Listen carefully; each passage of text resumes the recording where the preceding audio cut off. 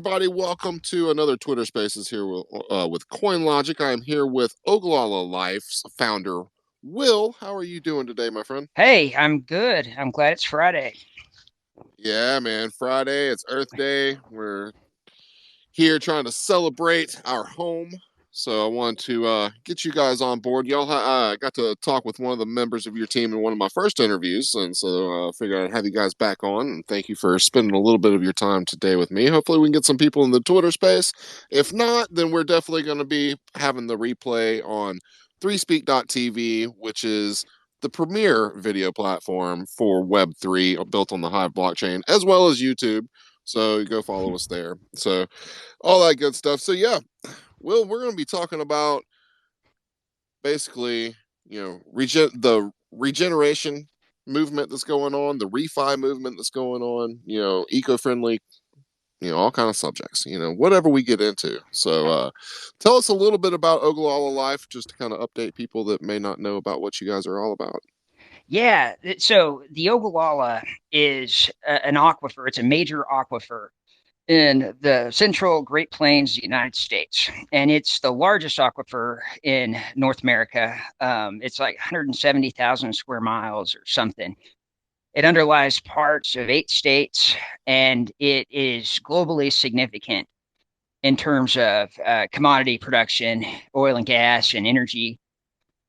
And our carbon footprint and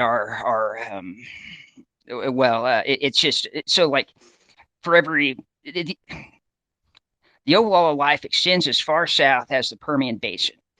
And there's also some oil production farther north. And for every barrel of oil produced, we have about 8 barrels of fresh water that is produced and contaminated and then disposed Yeah. of. But it's not oil is not the baddest guy in terms of water. Anyway, this whole area is desertifying. The northern Ogallala experiences some recharge under like the Nebraska Sandhills region, and Yeah. that's great. But the central and southern part of the aquifer characteristically exhibit very little natural recharge, and that's for a few different reasons. But there are specific locations that do allow like healthy quick, relatively recharge of the aquifer, and we're really focused on that. So we started a nonprofit about 4 months ago, and our mission is to use Web3 tools to restore watersheds and wetlands and recharge groundwater in and on this High Plains aquifer system. And Ogallala is the major aquifer of this system. Yeah, that's awesome. Yeah, and when I was talking last time with Brennan, he was telling me, yeah, all about the covering the 8 states, and it was like 80% of the population relies on that for water of that area, type Mm. of thing, for water. And one thing that I guess, you said it's basically becoming a desert land. In other words, the water's starting to dry up underneath the earth. It So is. It's desertifying. Like yeah, as the level of so there are certain parts of our landscape that are underneath the level of at least part of this aquifer. And yeah, so historically there's springs and streams that would flow from the base of the aquifer from like wherever the water table was to the Canadian River or another river system. And those don't flow anymore because the water table is, I mean, as much as, like 100 feet or more below what it was just 100 years ago. And it is especially sad or scary or haunting because it is continuing. There is no check here. I mean, for my entire adult yeah, life, it's been known that this are like that we don't have long-term water security.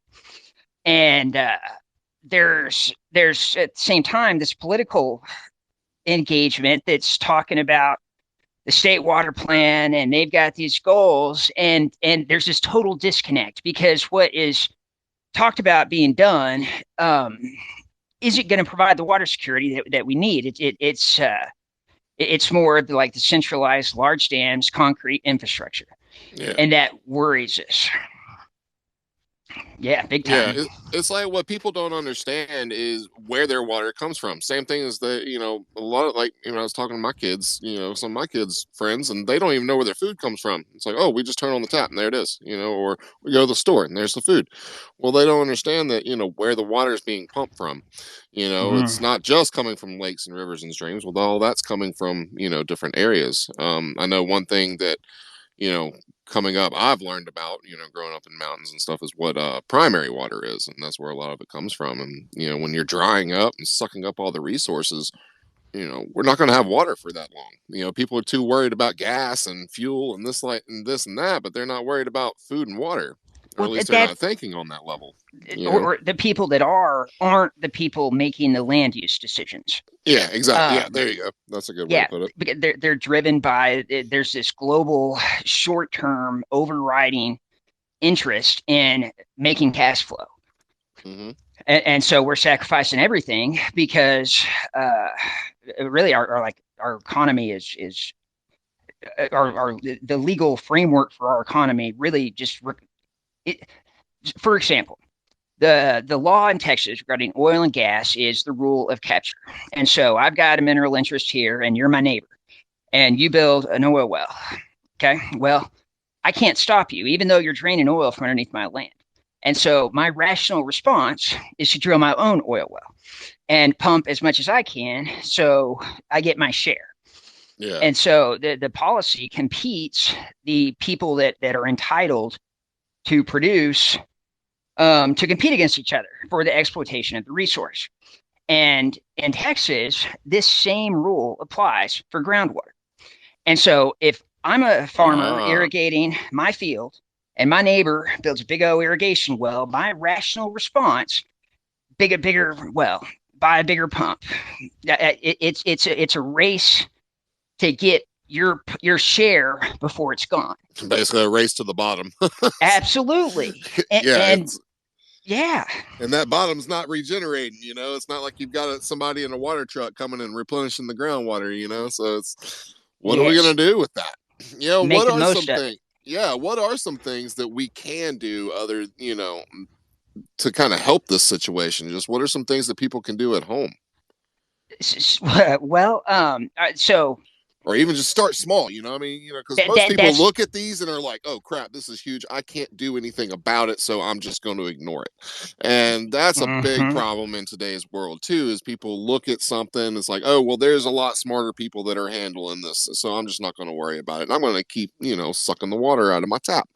I'm going to keep, Yeah. keep turning on the faucet and watering my lawn and all this kind of stuff. So like, what are some things that people can do at home to kind of So it is hard for somebody that lives in a community like mine that's on the aquifer that has a centralized, water utility that provides water to us. It's hard for us to do much of anything. I can install a rainwater harvesting system on my home, yeah. and I will catch water, and it will save me money. But because our government subsidizes the cost of water, like the cost of water is so tremendously low that a rainwater harvesting system is often going to cost more than the savings, or at least like it's going to take 60 years to recover the amount I spend on a rainwater harvesting system for my home. Yeah. This is a systemic problem. Okay. Now, get a rainwater harvesting system. And so there are many things that can be done in communities and residences. And I point there to Tucson. Um, Tucson, for like the last 10 years, has made tremendous progress in rainwater harvesting. And so, the rare precipitation events that we do get are often intense. And so, like, we suffer these semi arid areas from water scarcity, but then we also suffer from temporary water abundance. I mean, we'll have a flood one year, and then 2 years later, we'll be bone dry, Yeah. or 2 months later. Um, It's a weird area over oh, well, yeah, it sure there. is. It really Um, is. but so the central Great Plains, like our focus area, we get 12 to 20 inches of rain a year on average. Yeah. And in reality, it ranges. Like, I mean, some years we'll get, 5 or none, and some years we'll get 35. I'm rambling, but what can be done? So it's hard within a residence served by a water utility to make a big impact. The low hanging fruit, in our opinion, is all of this rural land. So 9 of every 10 raindrops that fall in the state of Texas fall on a ranch or a farm. Yeah. And so that's where we focus on making an impact. And the approach is really it's a landscape rehydration approach. And we're very much like we're trying a bunch of different things. And Brandon, who you talked to last time, Yeah. is a geologist, and that experience, well, it's just huge because the necessity is for us to capture rain whenever it falls, or from runoff, and divert it to the subsurface, and ideally to the aquifer or an artificial, like an aquifer that we make because there's porous soil underneath, but there's often what's the word? There's a layer above that porous soils that prevents the surface water from percolating. And so Okay. anyway, the geology is very important. And then another way that geology is super important, and I'm rambling, excuse me, but I can talk about this forever. Ramble, Uh, man. That's what this is all about, man. We're not going anywhere. all right, This so is the important ground, stuff for people to know, man. So yeah, ramble away. and we don't know the groundwater, the flow of our groundwater is driven by the basement topography. And so underneath our aquifers, at least generally, we have a impermeable layer. And that is what holds the fresh water up, and prevents it from percolating down below. Now it's more complicated than that, but generally. And the topography of that impermeable layer that underlies the aquifer drives the water flow. And so like we can have little dams and stuff that exist well under the surface on that impermeable layer that underlies the aquifer. The difference between a subsurface impoundment like that and a surface impoundment is evaporation. We lose like 5 times as much water as we have in our, well, it's more complicated. Yeah. Evaporation, let's see, we evaporate probably more than 100 inches of rain a year for every, say, 10 to 20 inches of rain that we get. And so our surface Oh wow. waters Yeah. disappear. Um, yeah, but again, I'm rambling. I'll So let you. it's a well, that's a yeah, it's a balance people don't think about too. We think about water as this regenerative resource and that kind of thing, but it's like, yeah, we are, losing more than what we're gaining every year, and that's not a good thing. Oh, very much so. Yeah, And no, it's then an eye opener. I mean, I'm in Oregon. Okay, so it's you're like, in Oregon, Western yeah, Oregon, or Eastern Oregon? I am in the Willamette Valley. I am in Eugene area. So we are in a very interesting little pocket as far as climate and stuff is concerned. We do get a lot of rain, but at the same time, it's like summer times here. We're in fire prone areas. Like we've had areas completely burn up over the last 2 years. Mm-hmm. So it's, and then when we do get some relief rains, it starts to flood and push everything down, and it's not a good situation. And but it's kind of strange because I'm even seeing it here to where like during some of those dry times, it's like the grounds are just absolutely drying up, like where they're cracking and turning into this like desert looking ground, and Some of it is subsidizing, or I think that's the term. And so whenever the saturated soils that underlie our landscape yeah. dehydrate, they lose water, they literally diminish in volume. And so the surface level of our ground goes down. And that doesn't easily repair. No. Once that I guess subsurface compaction occurs, it's not like it, well, it can be like a sponge. It's easy to get, it's just complicated. That's the point, is it's very complicated. And right now there is no our systems are backwards. And so what do we do? Not having control over the law or over the economy. And I didn't know that answer, and I really struggled for it. A few years ago, we looked into something called a land trust, Yeah. compensatory mitigation banking.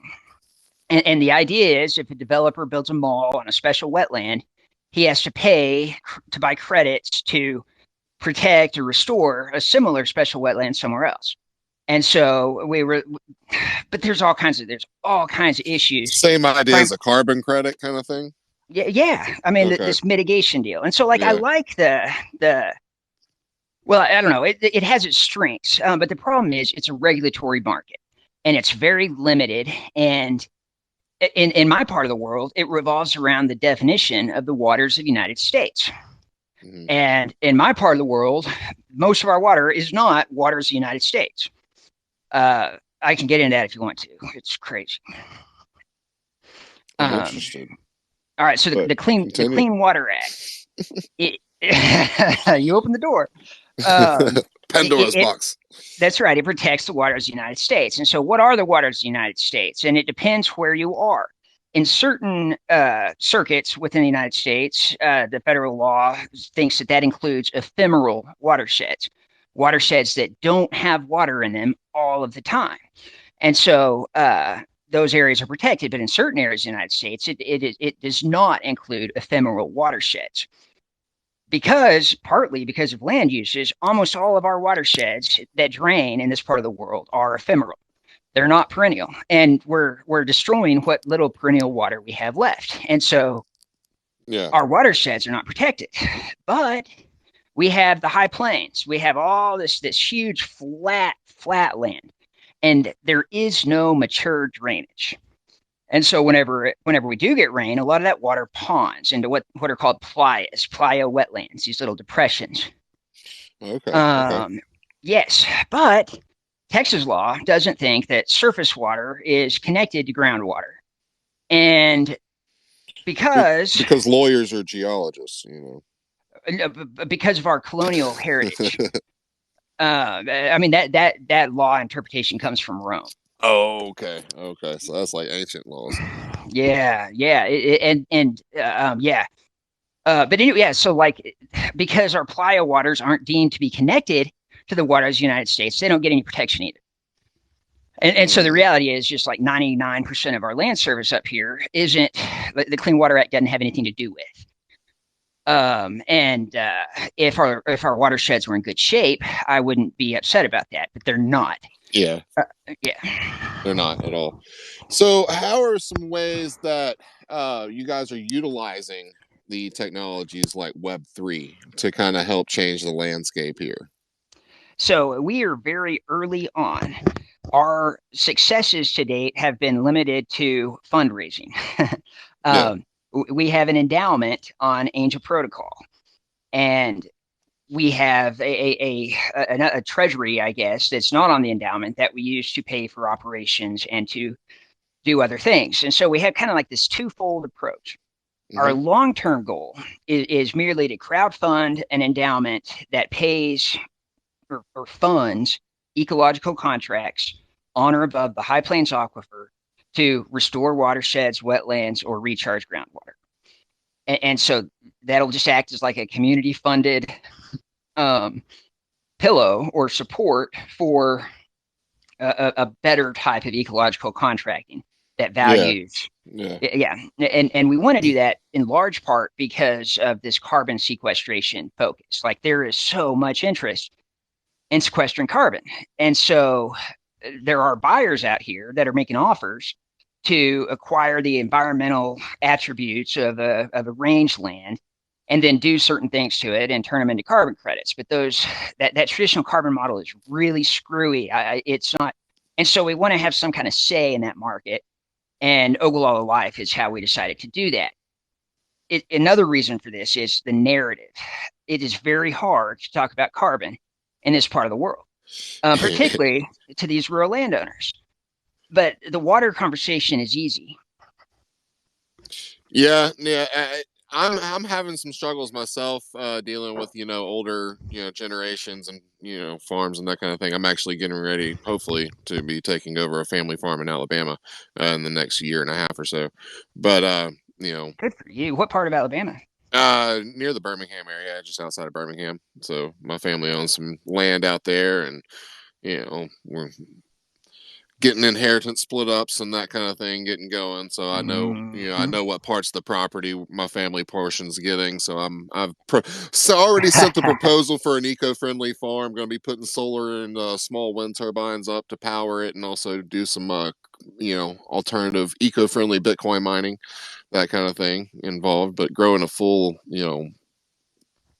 plant production facility, growing all kind of different year-round stuff, microgreens, mushrooms, berries, all kind of stuff that you can grow year round and sell locally. But we're really wanting to do some ecological focus as well. My uncles are both geologists.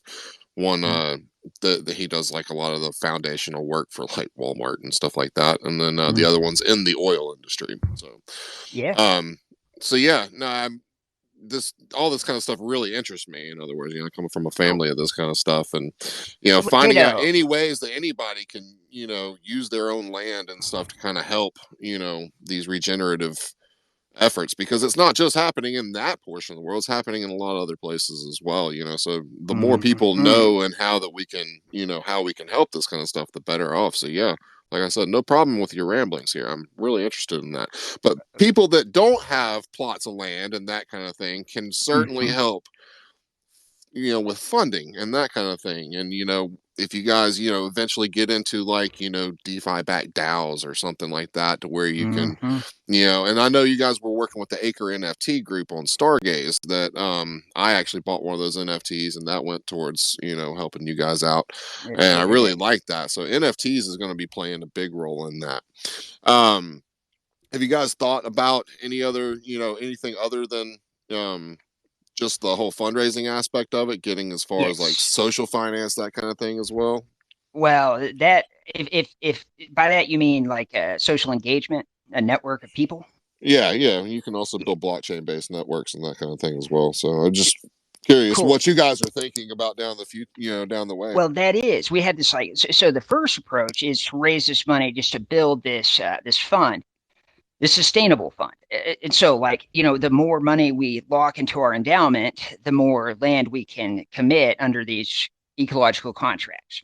Yeah, And then the second part of our efforts is like the now, and that is making it happen. Because when we first got into this, we kind of thought it would be as easy as, like, hey, there's regen. We can, sign our land up for regen yeah, and make money and compensate for the water. But what we've learned is like the work still needs to be done.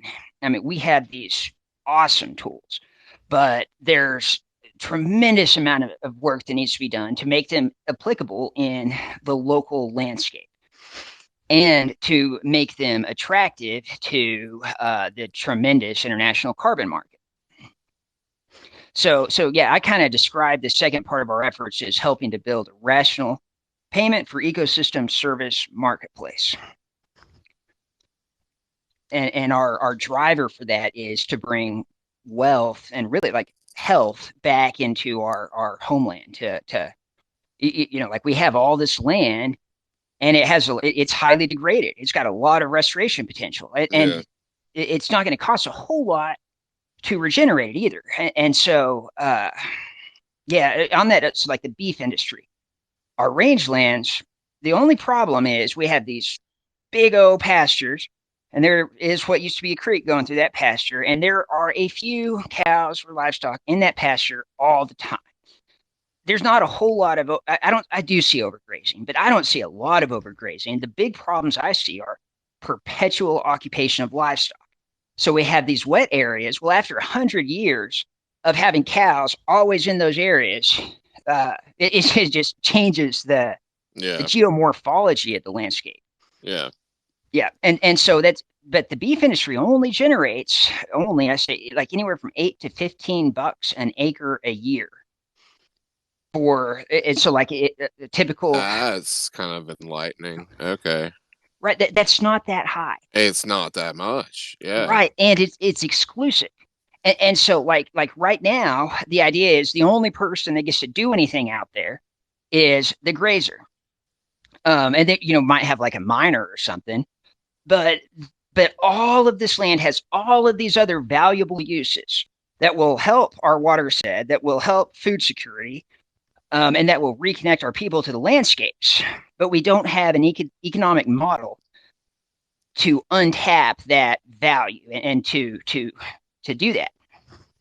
So we're trying to figure it out. well, it's not just an economical model, it's also an education model. Like, Amen. and that's a huge part of everything too, is just the education. And we need that kind of education back in, to school systems and that kind of thing. At least just like reaching out into schools and that kind of thing, and letting them know, about the land and that kind of stuff. Trying to get some science classes involved. I think trying to get them early is the best way to go about that kind of thing. Because Yeah. the Are younger you generations are the ones that are going to be going. Like we still got water. They're the ones that's going to run out down the line. you know. well, right? Like that's they're being taught what I was taught, 30 or 40 years ago. However, Yeah, um, and there's it's not a like and what I was taught was like it's declining, but it doesn't recharge. There's nothing we can do about it, and this is the way it is. But what I've learned, after reading about other parts of the world and our history and all that, is there are a gazillion things we can do to improve our local conditions. We're just not doing them. yeah. It's Yeah. because we the Western cultures and the American cultures and everything have this just this particular social construct at this point. We've built up this industrious, mindset that it's all about production and growth and just kind of screw the natural landscape kind of thing. Well, And I think it's just more than that. I absorb think all it's the legal. resource. Yeah, I mean, well, it's gone into the legal aspects of things. It's all profit driven and stuff as well. Hmm. And so that's where it's going to take minds like yours and people like you, you guys that are like want to make it, that see these problems and want to make a change, and we just got to get loud about it, and using things like Web3 and all the different ways that we have to raise funds in this new ecosystem, this new economy that we've got going on.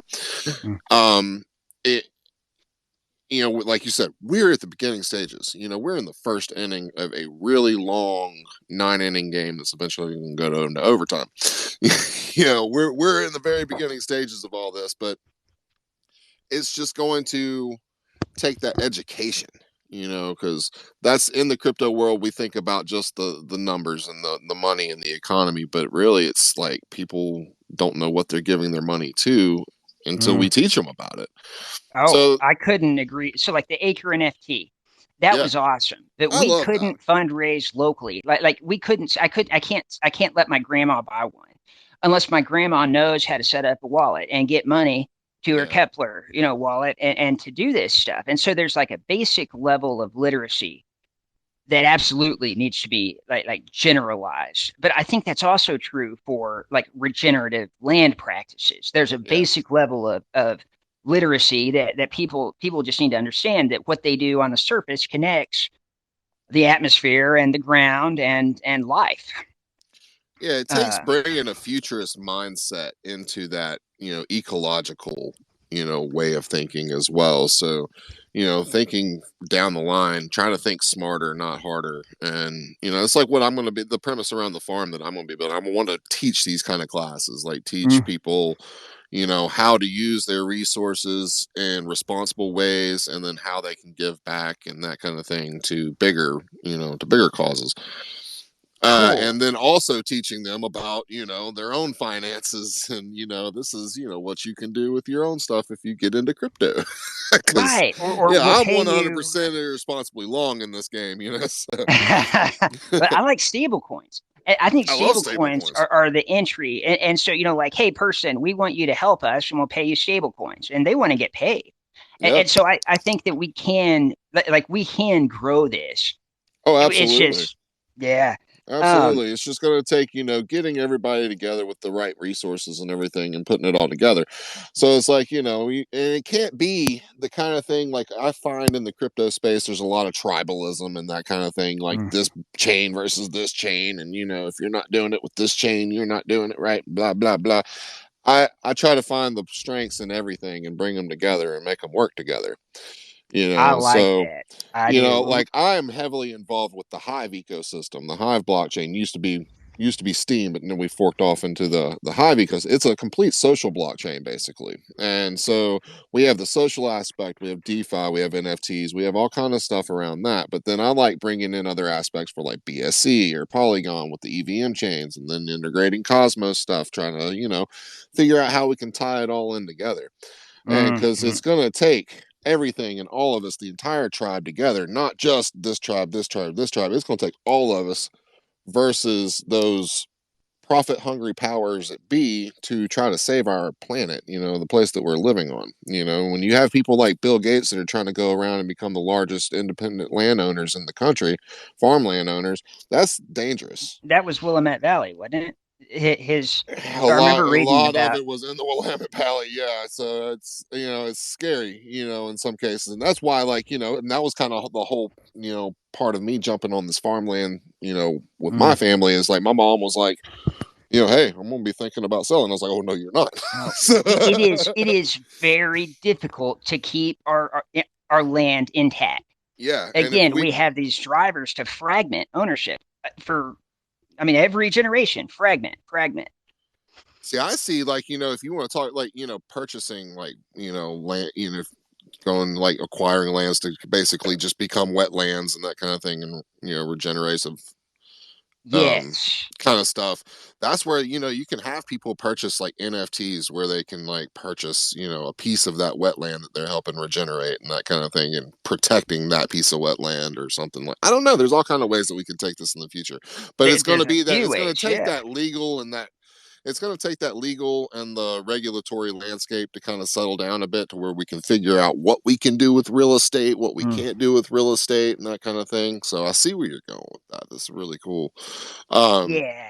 And it's I, hard to know which approach is going to prevail. Because like the tying, just tying anything Web3 to an interest in land has implications, particularly in the United States. And yeah, there's just so much uncertainty here. But this is not like I'm not the trailblazer. There's a whole bunch of us. Like, and so Timo is a really big example of interest in what he calls like real world assets. He's with Basin Dow, or he is, I guess he put Basin Dow together. mhm, And this is really he's a very yeah. If you want to talk real world assets, I would highly encourage you to talk to him because he comes from a like real property development uh, experience. Like he used to do real property developments, I think. yeah, okay. Yeah, yeah. And then earlier we were talking about education. There's a guy named Diogo. Absolutely need to introduce you to him. I will after this. And he's got this project. It's like a agroforestry DAO. It's conceptual stages still, Oh, but cool. he's in southern Brazil, and it's I think a semi-arid region. Uh, but it's this like apprenticeship or mentorship program. And so let's say we have some like permaculture expert in a certain area.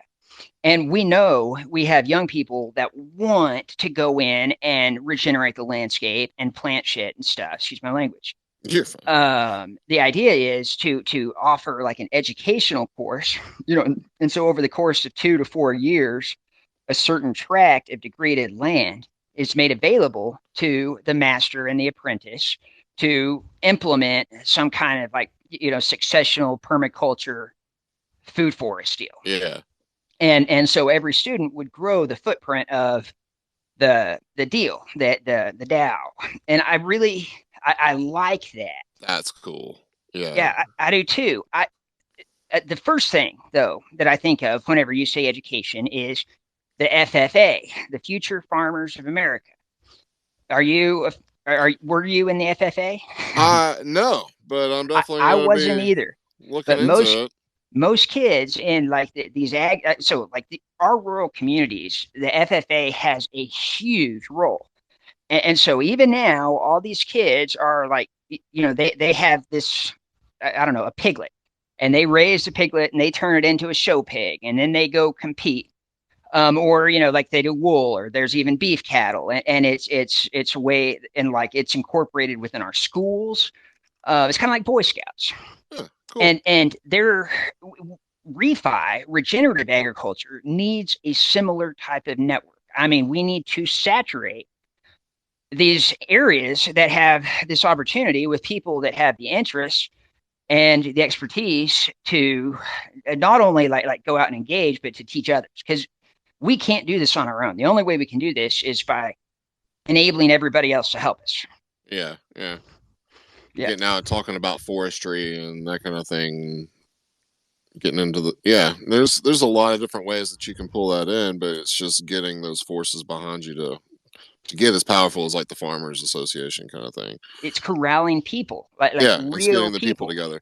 Yeah, Hmm. exactly. And you know that what's cool is in the Web3 world is we have the ability to corral a global group of people, not Hmm. just people in individual landscapes that can go to, that we can submit DAO proposals for particular areas and that kind of thing and get the entire, global system behind it, which is really cool. We have the opportunity to make changes. It's just going to take getting out there, getting loud, getting people educated, and basically telling people there's a problem and we need to get you behind it and solve it. It's not going to just take a few people. It's going to take everybody's effort at this point Hmm. because this is all our home. It's kind of my thing. But getting it back into farming, I want to be able to produce food for people because that's one of those things that everybody's got to eat. you Yeah, know, me too. it's everybody's got to eat. Everybody's got to have water. Everybody's got to have a place to live, and that's our planet. And if we're killing it, then yeah, we're kind of screwed. so, That's in our that's why Elon's communities. wanting to go to Mars.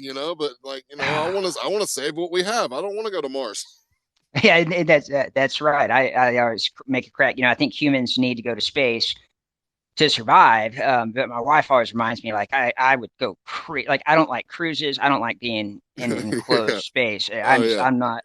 So I got yeah, we got to fix this world because I'm not going anywhere. And it makes me sad though because like the creeks that I played in as a kid are ditches. And my kids are really Yeah. lucky. Like we are super privileged. We got access to all this cool country and but um it's not what it was whenever like so my wife's family is involved in this ranch that's been around since 1910. Oh wow. And in fact it was before that. It was so in 1878 the Comanche had been defeated. The Civil War was over. Well, the Civil War was over. Then the Comanche were defeated, and then this country Hmm. was settled. And the first ranch formed in this part of the world was the LX Ranch, and it was, I mean, just huge, like the XIT, if you've heard of the XIT. And then the LS, we had these like millions of acre spreads. And in the late 1800s, early 1900s, those were split up. And one of those, the LX split up into thirds. One third went to my wife's ancestor, and a fourth of it is just still intact today. And we get to go out there, and it's huge. It's awesome. But we have this like landed. It's so these big intact ranches. Many of the families still own them today. Not just this is not unusual. It's typical. And so we have these huge ranches that have a very concentrated ownership. And even the owners don't have agency over the land. They can't go do things because they only own a part of it. And they can't make their cousin mad, and there's all of these dynamics, and so it's like our land gets locked up. Yeah. Yeah, and I'm Yeah. I'm rambling again. Kind of, no, it's kind of what I'm going to be having to do. We're going to have like Oh, certain land. We're going to have certain lines that I'm going to be able to like play with and that kind of thing. So, oh yeah, no, that can get messy if you got different but people owning different sections of property. But yeah, or a tenancy in common, or right. But the way to yeah, do it, I think, is just show them. Yeah, our intent is just show the way. This is I that's call the thing. this the waterman of India. Do you know the waterman of India? Yeah, I'm familiar. Yeah, Rajendra Singh, and they started with one Johad, which is like a percolation pit, and the year they maintained it, the well behind it had water, and so the next year they did a few, and then 8 wells had water, and then after Yeah, that, everybody wanted to fix their Johads, or however it's called. I don't know. That we need to have demonstrable successes on the ground, and they need to be significant enough to be visible. That's very good. Yeah, we need. Yeah, Yeah, and it's we just lose. gonna take money and education. So that's what we're trying to accomplish here. Do you? So you guys are part of the Angel Protocol. So y'all have something that people can go to there. We'll definitely put any Yes, links in the description of this video and that kind of thing, so people can link up with that. So you cool, have. please. Yeah, absolutely. So is it type of thing where is it? And I'm not too incredibly familiar with the Angel Protocol. Is it something that's all crypto based, or is it you got Yeah, fiat options and that kind of thing as well? Or it's on Terra. Are you? it is on Terra. Okay, okay. Yes. Yeah, So it's it's UST and that kind of thing. that's right. So like Excellent. Terra, it has the Anchor app, which Hmm. provides Anchor Earn, like an interest on stablecoin yield. Okay, And so Angel is a protocol to make that easy for nonprofits. And so gotcha. people can donate like UST, Luna, ETH, AVAX, maybe, I don't know. Oh, cool. Okay, And it goes to a stable coin that is held on Anchor and generates yield that way. okay, cool. Yeah, it is. It's really cool. I highly recommend it for any nonprofits that want to like onboard into Web3. Yeah, we'll check that out. Yeah, Hive's got we have an algorithmically driven stable coin called HBD, Hive back dollars, and currently just like on our layer one savings earns like 20%. That could be a way for people to get that going as well. But yeah, but that's cool. I will definitely check into that and put some links in the description below. And maybe even just have to dig into it and do a video about it one day. I really like Terra. Yeah, Yeah, I really do. And I need to look into Hive. I've never interacted definitely with it. check into it, man. Yeah. Yeah. It's a Uh, blockchain built around community, basically. Instead of a community built around a blockchain. It's pretty cool. hmm. Yeah, the community has complete control. It's pretty amazing. Yeah, the community built around the blockchain does have dangers. Hmm.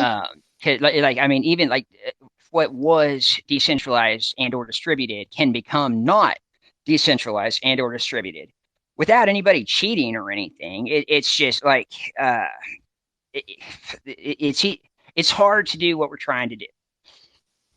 Yeah. Yeah, yeah, it can be. And there's, we're like I said, we're still in the beginning stages. And once, and people scream regulation, regulation, but in some ways, especially for people like for groups like nonprofits and stuff like that, regulation may be what we kind of need to get the landscape under control so that we can actually get to work, instead of having to worry about dodging this and that and figuring out, what lines we can cross and what we can on that aspect. Maybe a little bit of regulation will help out in the long run. Stable coins are definitely a great way to go. And that's one thing that I'm trying to educate people on as well, so I'll get them, Yeah. It's I 20% talk, yield. yeah, you I can mean, get that's 20% yield. huge. It is. It's amazing. And it's on your dollars, so it's still in a stable, asset. Well, I say stable. It, It's not volatile. Like, yeah, it's right. not volatile like Bitcoin or anything else would be kind of thing. But Mm, there's definitely eh, yeah, and what's cool is we is getting nonprofits, more nonprofits involved in the Web3 world, and getting them to see what kind of funds that they can build in that aspect, because it's like you can take the donations, put the donations in that fund, and then use the yield, to back and pay for a lot of it, and then yes. so Yes. you're creating yourself basically a regenerative income driven engine, so you're not all the time having to go out and beg people. That's amen. I got a story here. Can I, it won't take long. That's fine. We'll close it out with this story. Well, okay. So the Malone Institute, Okay. Mulloon, they are a nonprofit in Australia or like Queensland or Okay. New South Wales or something. It's a semi-arid area.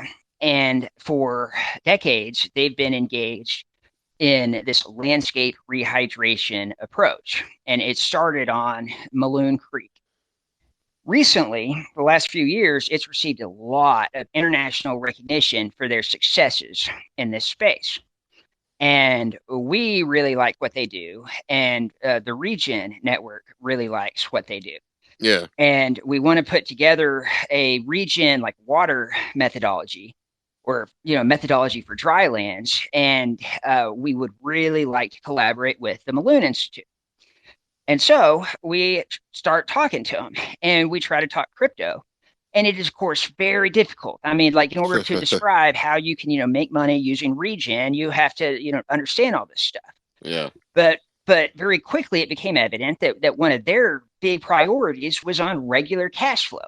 But like they that was what held their interest. And so it was an opportunity for us to then tell them what we're doing with Angel Protocol and with these stable coins. And I think DeFi tools can be used to bring traditional regenerative actors into this space. Yeah. And I think that's what we need to do. ReFi needs insight from these traditional regenerative actors. And Yeah, so, it really does. Yeah. yeah. And so I hope to be able to announce a collaboration soon. And I really like the people I met at the Malone Institute. Well, that's awesome, man. It's going to take big, getting big, tie-ins like that, big cooperations like that to be able to make this kind of movement grow. Because I've seen, I keep, I'll flip through some of these Twitter spaces, and it's like I'm constantly seeing, conversations about ReFi and the regeneration movements and that kind of thing, and it's what's really been sparking my interest about all this too. And just the fact that I myself currently am a nomad, and I like to travel around. I go all over the place, and I like to experience nature, and I'm seeing the effects of what's going on. Mm. I spent time in the Florida Keys, so I was seeing, you know, things that are going on with the oceans and that kind of thing, and the weird fish migration patterns that are not normal, and coral reefs dying off, and there's crap going on. But I think that there's too much focus in one direction and not on the overall problem as a whole. People are just Yes. worried about the carbon and getting the carbon credits because they know that's the next big industry kind of thing. There's so much intense scrutiny and interest on carbon that it's very hard to move forward. Yeah, it really Because is. yeah, because you can't get it wrong. It's global. I mean, there's I don't know, trillions probably resting upon like confident sequestration offset markets. And that's another reason we really like water is like, so if we're building a regen methodology, we got a lot of flexibility. We're not going to experience anywhere near the level of scrutiny that this international carbon market is. And so it gives us opportunity. I really like it. Yeah. Well, good Yep. stuff, man. I'd also recommend you look into Solid World DAO. All right, I will definitely put that down. We'll check into that. Cool. Yeah, I like all these efforts. This is good stuff. Well, man, I appreciate the time and the incredible education. Because a lot my effort in a lot of this is to learn myself. So I like to Mm-hmm. bring people on, and I like to learn about things that I can turn around and push out to different audiences, or just be able to take and run with in my own different way. But I just want to thank you for the time, and I want everybody to go and check out OgallalaLife. Go give them a follow on Twitter. We're going to be putting all the links in the descriptions below for the Angel Protocol and everything that you need to go and help that effort. Again, it is with UST that you can go and donate, so it's all crypto based, which is really cool. And yeah, again, thank you, Will, for coming and spending some time with us today. I really appreciate it. Let me know, and yeah, let me know how your farming goes. I am very interested. Yeah, man, that's gonna be a little still working out proposals, and I got my parents on board with it. So now it's just, be basically like, okay, this is what's gonna happen. We're just gotta wait for the land to get all put up into the family trust, and with the line split up and everything. Once that's a go, then I'm waiting on my daughter to graduate next year. Once that happens, I'm getting it started. So it's gonna be a little bit of time, but yeah. Planning, so I got time to plan, and that kind of thing. That's So it's gonna be important. fun. Yeah, you got to sit back, take a look at the whole landscape, and think. Yeah, not be driven about how to make your loan payments next month or next quarter. So Exactly, and my parents are getting to the age where they're going to need some good passive income, and I want to be able to provide that, as like a land lease kind of situation, and provide for generations down the line. I want to be able to be that person in the area that helps educate people on this kind of stuff, so that's and why I'm sequester trying to carbon. learn is, yeah, and learn as much as I possibly can. Hey, I even got property. We got property in the Keys, so that may open up to like some mangrove, grows down the road. You never know. Those mangroves projects have high value right now. Man, yeah, I've been learning about the blue carbon projects. Yeah, yeah. I have a tough time understanding like why a ton of carbon is worth different amounts if it's, from grassland or forest or mangroves. Do you know that answer? Apparently, the thing with the mangroves is that it actually traps the carbon in the ocean for like 1,000 years So it's because it's held for a because lot it's longer. held in the water and that kind of Okay. thing, and it's taken down through the root systems into the water and basically held in the water for thousands, for like up to 1,000 years is what I've been reading. That makes a um lot of sense. yeah, to where it's, you can basically absorb 10 times the carbon with mangroves that you can with a forest full of trees, kind of thing. Well, and it stays And it there. stays, yeah, where i Right. think That i think in that's the why dirt and ground it's only like it can be 10 years or released so. easy. Yeah, it can be, Okay, yeah. cool. So traditionally, big reservoirs were thought of as carbon sinks. But there's a very like yesterday, I was reading this article, and whenever those reservoirs fluctuate in volume, like Hmm. whenever they fill up with sediment and life and stuff, and then they draw down, and those drawdown periods create a bunch of carbon. So in fact, large reservoirs are carbon sources, not carbon sinks, Yeah, and it's another reason that large reservoirs are terribly inefficient and wasteful. yeah, yeah, they are. I mean, so when we can figure out how to pull it and then use that carbon to manufacture graphene, Yeah, right. It's valuable. we're gonna score, but then we're gonna come to an issue, 100, 200 years down the line. Once they figure that out, they're gonna be pulling too much carbon out of the air, and then all the trees are gonna be suffocating. Yeah. So Well, there's that won't be our problems with problem. everything. Yeah, that won't be my problem, but at the same time, Yeah. No, you're right. I mean, and that is like that. now I'm ranting. The well, me too. But this is a good ending. This like what we're talking about. Our heritage is unintended consequences. Like the road Exactly. to hell is paved with unintended consequences. Just because you're trying to do something good doesn't mean it's going to have a good impact. We got to be careful, but there's also a lot of it. So I think like these new tools let us more or less hold each other accountable. Yeah, yeah. Oh, And cool. well, man, you have a great rest of your day. It was a pleasure talking to you, and I would love to continue to work with you again in the future and check back in with you guys, see how everything's progressing, and maybe even talk to y'all about some other projects down the line. Kind of help get some funds coming your way through some different projects and DAOs and Cool. that kind of thing. So We're working on some deals so we're working on some pilot projects like to obtain an interest in the land, and I would like to announce that as soon as so anyway, yeah, let's talk again soon so I can brag. I hope, knock on wood.